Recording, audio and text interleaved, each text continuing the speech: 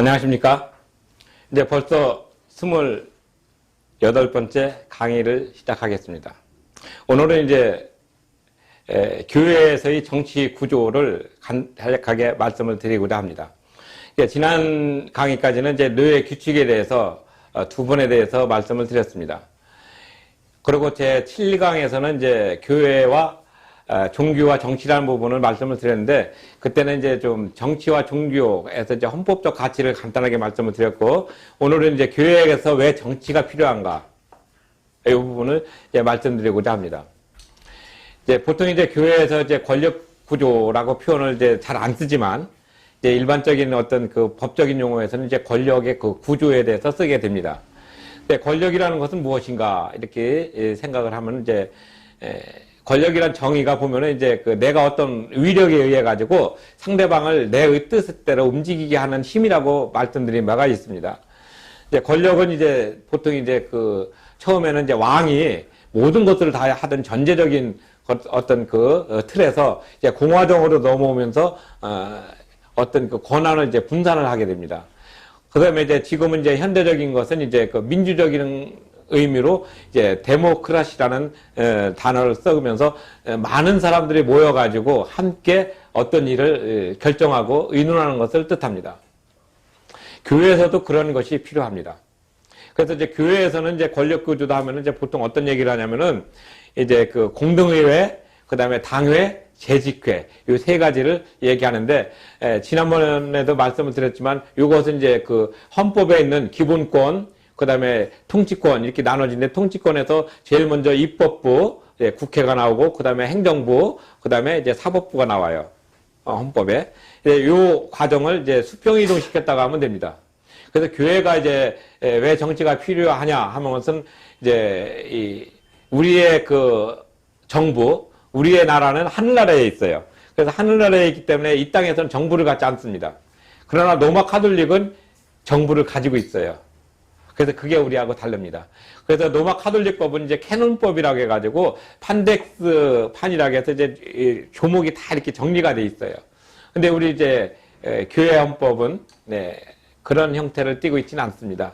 다만 이제 그 교회 정치 또는 이제 양심의 자유, 교회의 자유, 그리고 또 이제 거기에 따라서 직원들, 그 다음에 임무, 그 다음에 목사, 장로, 그 다음에 당회, 대회, 노회, 뭐, 이렇게 돼가지고 하고, 나머지 이제, 부분은 이제, 도리적 헌법, 그 다음에, 원리적 헌법, 이어서 이제, 관리적인 헌법, 절차적인 헌법으로 인해서, 아까 얘기했던 그 장로와, 목사, 그 다음에 직원들의 자격을 어떻게, 정할 것인가 하는 그런 절차적인 부분이 있습니다. 근데 이제 교회에서는 이제 그런 것들이 다 갖춰진 사람들이 이제 왔다고 생각했을 때, 이제 구성원들의 의견을 묻게 됩니다. 근데 우리가 이제 그 권력 구조 하면은 이제 보통 이제 산권 분립으로 얘기하는 경우도 있고, 처음에는 이제 이권 분립으로 얘기했어요. 그러니까 존 로크라는 분은 이제 입법권과 이제 그 집행권으로 나누고, 이제 몽테스키에가 이제 그 산권 분립을 해서 이제 입법과 사법과 행정 이런 부분을 나눴는데, 그것이 이제 지금까지 이제 많은 사람들의 호응을 얻고, 거기에서 이제 부분적으로 이제 조금 이렇게 보완을 하면서 지금까지 발전되어 왔습니다. 교회도 마찬가지로 그런 관점으로 이제 연결이 됐죠. 그러니까 이제 국가에서 나왔던 그런 그 법의 체계를 수평이동해 가지고 있다고 하면 됩니다. 그런데 이제 어떤 분들은 이제 그 정교 분리라고 해가지고 하니까, 정치하고 종교는 분리돼야 된다. 이렇게 얘기를 하시는 분이 계십니다. 물론 이제 그것은 맞습니다. 그러니까 정치하고 종교는 분리돼야 된다. 그거는 분명히 중요해요. 그리고 또 이제 헌법 제 19조에는 이제 양심의 자유, 헌법 제 20조에는 종교의 자유. 그렇게 해서 모든 사람들의 종교를 갖고 있고, 또 종교의 자유를 이제 제한하는 어떠한 법도 이제 만들 수는 없어요. 근데 이제 헌법 제 37조 2항에 보면 이제 공공의 이익이라든지 또는 국가의 어떤 그 비상사태가 있을 때는 종교의 자유를 기본적으로 조금 제한할 수는 있지만 근본적인 것은 제한하면 안 된다, 이렇게 얘기하고 있습니다. 교회도 마찬가지예요. 교회도 이제 교회 구성원들이 오지 않습니까? 이제 그 교회 구성원들은 그래도 이제 뭔가 예수 그리스도를 구세주로 고백하는 사람들이 모였는데, 이분들이 모여가지고 서로 의견을 나누는 것보다는 그래도 지도자를 세우고 그 지도자에 의해서 우리의 그 의견이 나타나는 소위 대의 정치를 실현하게 됩니다. 그래서 몽테스키가 얘기한 삼권 분립도 그런 부분, 서로 권한이 한쪽으로 몰리게 되면은 필연적으로 부패하게 됩니다. 그래서 액튼 경이 이런 얘기를 했죠. 절대 권력은 절대 부패한다. 이런 용어를 썼어요.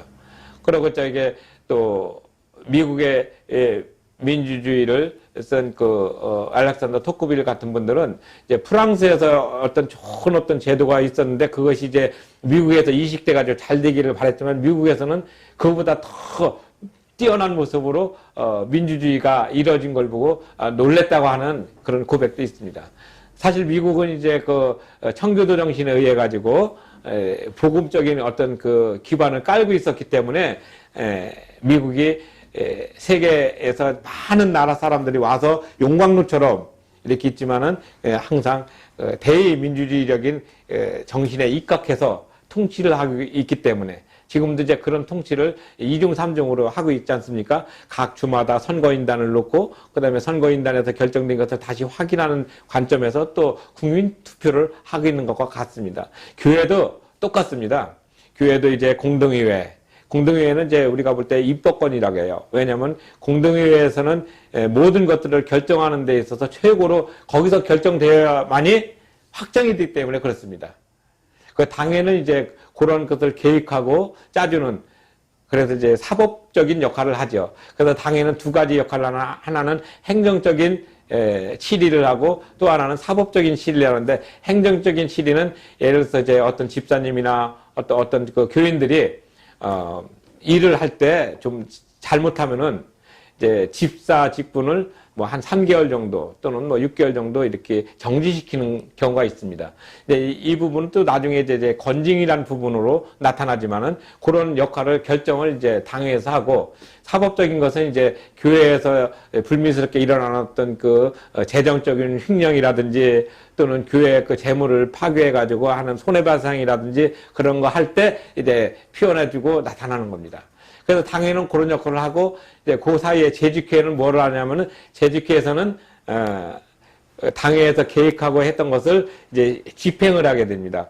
그러니까 이제 삼권 분립으로 따진다면은, 이제 공동의회는 이제 국회가 되는 것이고, 그 다음에 당회는 사법부가 되는 것이고, 재직회는 행정부가 되는 겁니다.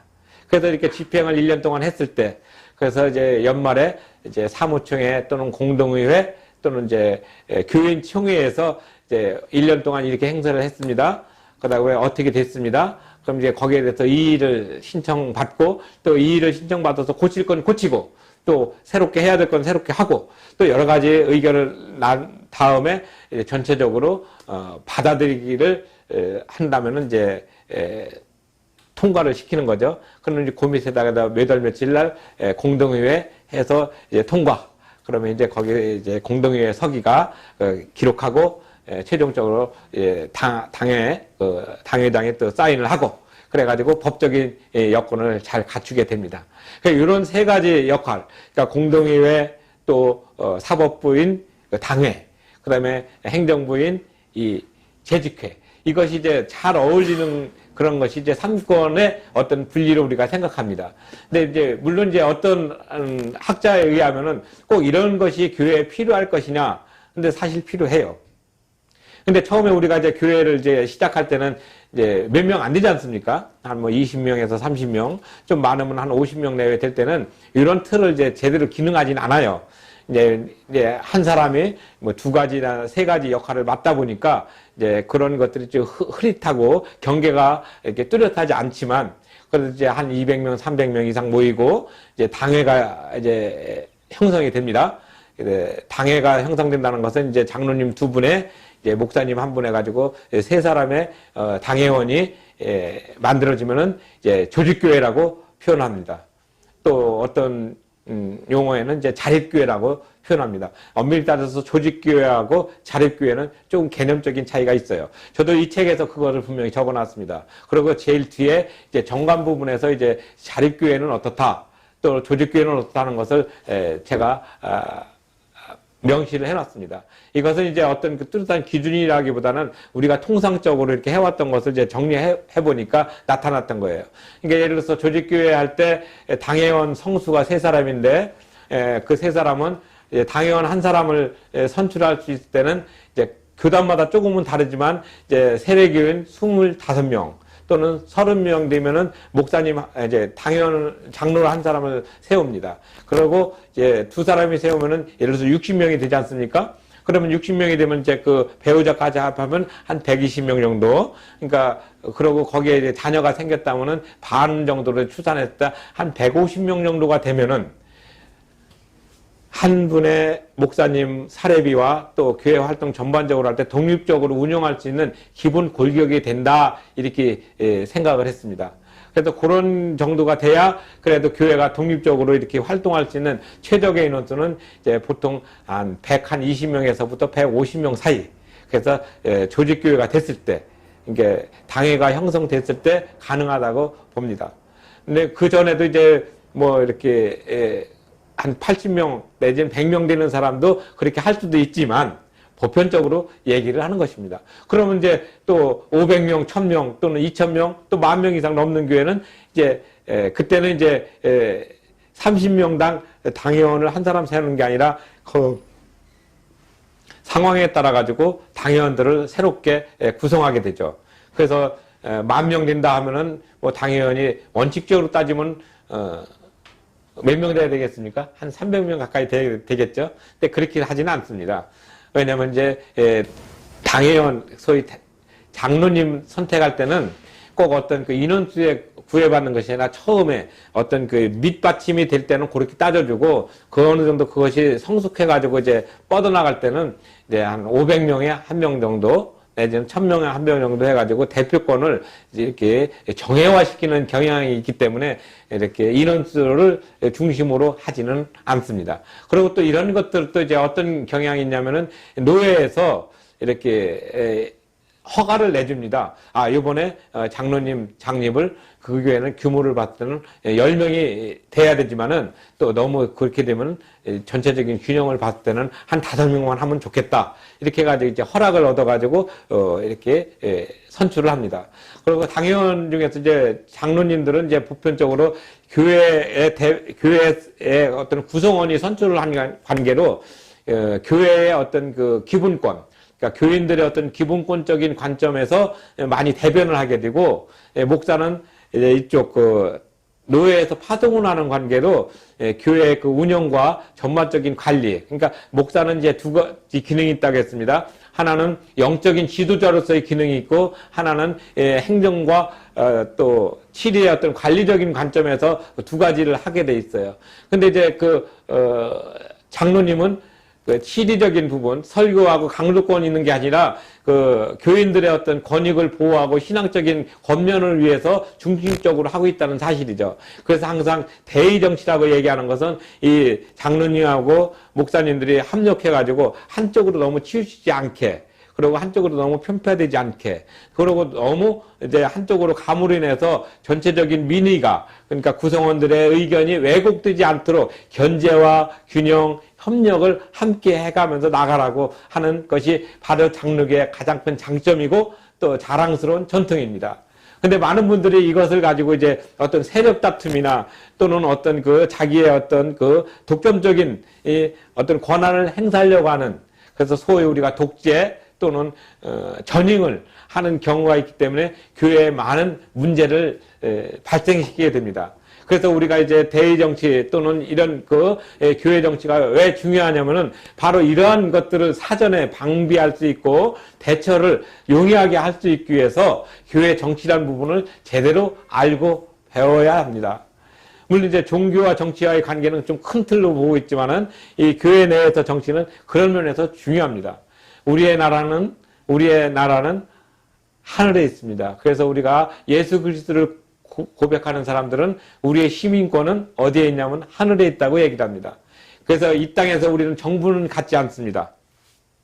정부는 갖지 않지만 정치 활동은 열심히 하는 겁니다. 왜? 올바른 길을 가기 위해서. 우리 공동체가 바르게 살기 위해서 가는 것입니다. 근데 우리는 그러한 것들을 구분하지 않고 종교 분리가 된다고 하니까 종교에는 정치하고 완전하게 등을 돌리고 하는 그런 경우가 있습니다. 대표적으로 한 예를 든다면 이제 뱀이 꼬리가 한 번은 머리한테 얘기를 합니다. 야, 내가 너랑 같이 붙어 있는데 왜 너가 가는 길로만 내가 가야 되지? 그러면서 꼬리가 반항을 했어요. 그러니까 머리가 있다가 그래 그럼 너만 대로 한번 가봐. 그랬더니 불구덩이로 들어가서 타 죽었어요. 바로 그겁니다. 교회에서는 분명하게 어떤 그 정치적인 부분들이 정확하게 이렇게 있어가지고 어떤 그 전체적인 의견을 만드는 그런 어떤 그 대의 정치가 필요합니다. 그래서 지금은 이제 대의 정치보다 조금 이제 숙단된 용어로 숙의, 같이 고민하고 같이 얘기하는 숙의 민주주의. 저도 이제 지난주에 그 원광대학교에서 이제 그 이주민 또 난민들의 그 어떤 그 권익 향상을 위한 입법의 과제에 대해서 이제 참석을 하면서 그걸 봤는데 거기에서도 이제 제일 많이 나오는 게 수구의 민주주의. 그러니까 난민을 받아들이는 것도 그 사람들의 입장에서는 받아들여야 되겠지만 우리가 그걸 받아들였을 때 과연 우리 공동체에서 이것을 감당할 만한 능력이 있는가? 또 감당한다 하더라도 이들한테 제공해 줄 수 있는 어떤 재정적인 뒷받침이나 또는 그들이 살아갈 수 있는 어떤 삶의 어떤 모습을 함께 할 수 있는가 이런 것을 같이 고민을 했어요. 바로 이런 고민하는 부분은 수의라는 단어를 씁니다. 그래서 우리가 항상 이런 민주주의적인 것을 가질 때는 바로 이런 고민이 늘 필요하게 됩니다. 그럼 우리가 믿음을 가지고 있으면서 그런 걸 꼭 따져가면서 이렇게 할 수가 있겠느냐 이렇게 얘기하시는 분이 없지 않아 있어요. 근데 중요합니다. 그래서 우리가 사람이 별로 없을 때, 뭐 한 500명이나 1000명 정도 되면은 큰 광장에 모여가지고 막 이렇게 했어요. 이걸 보고 이제 직접 민주주의라고 합니다. 어디서 있었냐면 이제 옛날 그리스 아테네에서는 이제 직접 민주주의를 실현했죠. 그래서 많은 사람들의 의견을 묻고 이 사람이 우리 공동체에 적합하지 않다 하면은 이제 도편 추방이라고 해서 이렇게 그 사람을 추방시키자고 이렇게 어떤 그 팻말을 찌들어 와서 많으면은 그 사람을 이제 다른 도시로 이제 살게 하고 못 들어오게 하는 그런 것이 꾸준히 있었어요. 근데 이 교회는 이제 그런 면에서 상당히 숙달된 직접 민주적인 요소하고 간접 민주적인 대의 민주주의가 같이 혼합이 되어 있죠. 그렇지만 이제 그런 것들을 의견을 낼 때는 공동회의에서 모든 것을 표현하는데 공동회의에서 이렇게 너무나 많은 어떤 저기가 있으니까 지금은 이제 그 전에 미리미리 이제 어떤 의견을 분과의원회 우리 국회에서도 보면 뭐 법사위원회 또는 행정위원회, 뭐 운영위원회 이런 것들 분과를 다 이렇게 만들어가지고 그 부분을 심도 있게 먼저 정리를 하고 그 의견을 종합적으로 갖고 온 것을 이제 공동회의에서 이제 전체적으로 이제 소개를 하고 이렇게 합니다. 그래서 이제 이런 것들이 정치적인 어떤 활동인데 이런 것을 이제 우리가 정치적인 활동이라고 해서 등한시해서는 안 되죠. 왜? 내가 그 안에 한 사람으로 있기 때문에 그렇습니다. 내가 어떤 n분의 1의 권리를 행사하려면 자기 의견도 얘기할 수 있는 그런 자유가 표명돼야지 됩니다. 그래서 교회에서 정치한다는 것은 어떤 그 자기 세력 또는 자기 어떤 소위 패거리 정치를 한다는 그런 뜻이 아니라 교회가 올바로 되고 잘 나갈 수 있도록 개인의 어떤 그 의견을 함께 이렇게 모두와 줄 수 있는 그런 응집력 있는 모습을 가지기 위해서 필요하다는 것이죠. 다소 좀 딱딱하죠. 그러나 중요합니다. 그래서 교회에서 이런 정치적인 부분을 갖는다는 것은 바로 이런 관점이지 지금처럼 말이야 내가 어떤 그 의견을 내서 내 의견대로 여기가 와야지 돼 하는 그런 뜻은 결코 아닙니다. 모두가 이렇게 함께 공동적인 관심사를 가지고 공통의 의견을 가지고 나갈 수 있는 그런 모습에서 교회 정치가 필요하고 그런 관점에서 교회는 당회와 재직회와 공동회의가 이렇게 만들어진 것이죠. 이제 앞으로 이제 그 공동회의 당회 또 이 재직회가 또 중요한 것은 이제 사회적으로 보면 종교인 과세가 2018년 1월 1일부터 시행되지 않았습니까? 그러니까 종교인 과세가 시행되면서 정관이 필요하게 됩니다. 그러니까 정관이 필요한 것은 아무래도 그 교회의 어떤 그 정치, 소위 아까 얘기한 공동의회, 또 재직회, 또 당회의 기능을 제대로 이렇게 적을 수 있는 법적인 조문이 필요하게 됩니다. 그게 정관입니다. 그래서 정관에 의해 가지고 이렇게 교회가 움직이는 것이죠. 그러니까 지교회 정관은 그 교회 구성원들 모두에게 골고루 뿌릴 수 있는 그런 조문인데, 누구한테는 해당이 되고 누구한테는 열애가 되는 게 아니라 그 교회에 다니는 지교회에 포함된 모든 구성원들은 정관의 어떤 부분들을 분명히 알아야 되고 그 내용을 또한 이해해야 됩니다. 그래서 이 정관은 그런 면에서 중요하고, 또 그런 그 정관을 가지고 운용을 해야 된다면은 바로 아까 얘기한 세 가지 기능을 이렇게 하게 되는 그런 그 행위를 이제 우리는 표현할 때 정치 행위라고 얘기합니다. 그래서 우리는 이 세상 살아가는 정치는 정말 열심히, 그래서 우리가 살고 있는 공동체가 곁길로 가지 않도록 뚜렷하게 해줘야지 됩니다. 여기서도 이제 그런 부분들이 나와 있어요.